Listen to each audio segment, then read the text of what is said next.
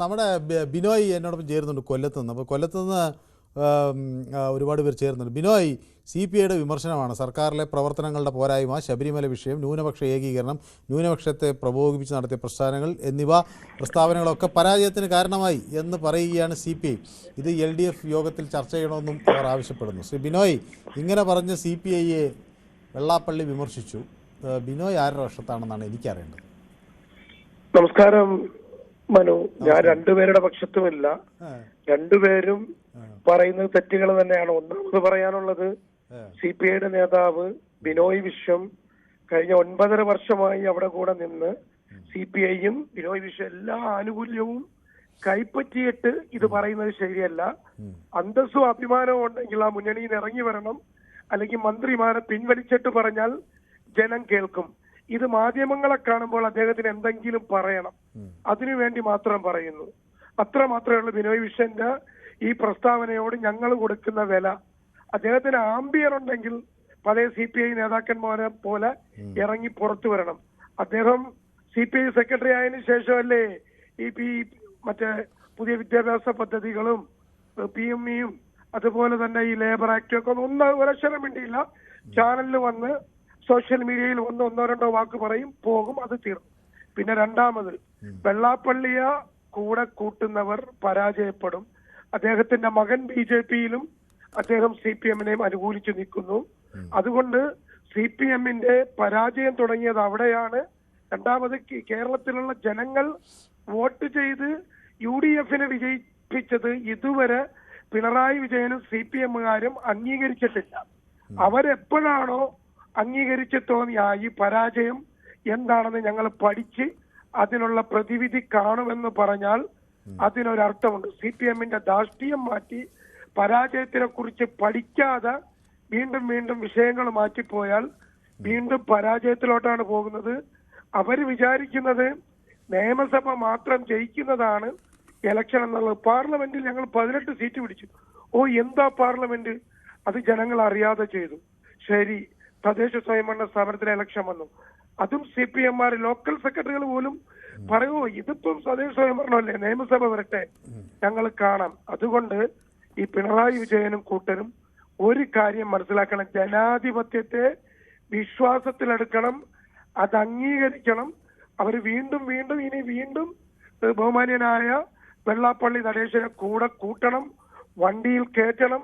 24 മണിക്കൂറും വണ്ടിയിൽ കയറ്റി കൊണ്ടു നടന്നാൽ കേരളത്തിലുള്ള ജനങ്ങൾ അതിനനുസരിച്ചുള്ള മറുപടി ഉറപ്പായും കൊടുക്കും. അതാണ് എനിക്ക് ഈ ന്യൂ ഇയറുമായി അഡ്വാൻസ് ന്യൂ ഇയർ മനുവിന് പറഞ്ഞുകൊണ്ട് പറയാനുള്ളത്. വ്യക്തമാണ്. അപ്പോൾ അങ്ങേക്കും കുടുംബത്തിനും ഒക്കെ എൻ്റെയും ആശംസകൾ. അഹമ്മദ് ബാബയെ കണ്ടില്ലല്ലോ എന്ന് ഞാൻ വിചാരിക്കുമ്പോൾ അഹമ്മദ് ബാബ വന്നു. ശ്രീ അഹമ്മദ് ബാബ, ഞാൻ അങ്ങേ കണ്ടില്ലല്ലോ എന്ന് വിചാരിച്ചുള്ളൂ. കാരണം കാടാമ്പുഴയിൽ നിന്ന് മറ്റൊരു പ്രേക്ഷകൻ വിളിച്ചപ്പോൾ അങ്ങയെക്കുറിച്ച് ഞാൻ ഓർത്തു. ശ്രീ അഹമ്മദ് ബാബ. ഹലോ, നമസ്കാരം. നമസ്കാരം.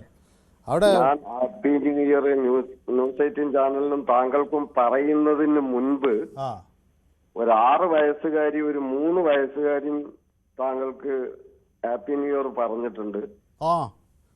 കുട്ടികളാണ്. അവരുടെ പേരെന്താ? 6 വയസ്സായവളെ പേര് ഇസുവ ഖാത്തൂൻ, 3.5 വയസ്സായവളെ പേര് ഗസ്നഫർ. ഈ 6 വയസ്സായ ആള് താങ്കളുടെ പേരൊക്കെ എന്നോട് ചോദിച്ചറിഞ്ഞു. പാപ്പാന്റെ ഫ്രണ്ട് ആണോ എന്ന് ചോദിച്ചു. ആന്നും പറഞ്ഞു. ഹാപ്പി ന്യൂ ഇയർ പറയാൻ വേണ്ടിട്ട് ഇവിടെ കാത്തിരുന്നു. കോൾ അടിച്ചിട്ട് കിട്ടണ്ടേ, പിന്നെ കളിക്കാൻ പോയി.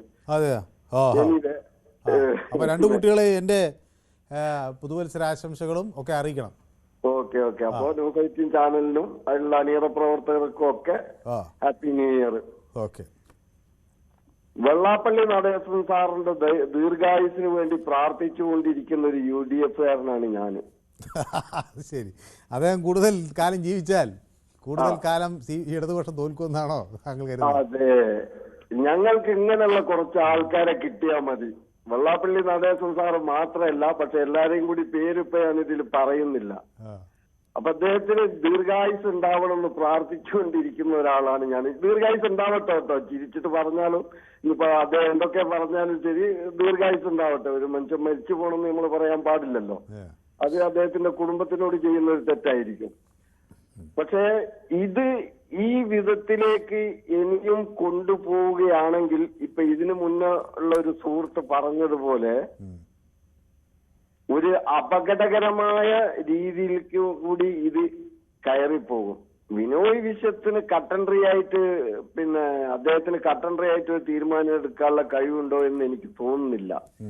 ഇപ്പോ പക്ഷെ ഇദ്ദേഹത്തിന് വേറെ മാറ്റം വന്നിട്ടുണ്ട് കേട്ടോ. നടേശൻ സാറിന് വേറെ മാറ്റം വന്നിട്ട് ഇതുവരെ ഒരു ജില്ല, മലപ്പുറം ജില്ല എല്ലാം കൊണ്ടുപോകുന്നെന്ന് പറഞ്ഞു. ഇപ്പൊ 2 ജില്ലയും കൂടി, വയനാടും കൂടി, കാസർഗോഡും കൂടി. അപ്പൊ അങ്ങനെ മറ്റുള്ള ബാക്കി ഇനി 11 ജില്ലയും കൂടി വന്നോളൂ. അപ്പൊ അതാണ് എനിക്കിതിൽ പറയാനുള്ളത്. ധാരാളം പ്രേക്ഷകർ ഈ വിഷയം നിങ്ങൾ എടുത്തതുകൊണ്ട് ധാരാളം പ്രേക്ഷകരുണ്ട്. ഞാൻ 4:03 മുതൽ കോൾ ചെയ്തുകൊണ്ടിരിക്കുകയായിരുന്നു. Anyway thanks.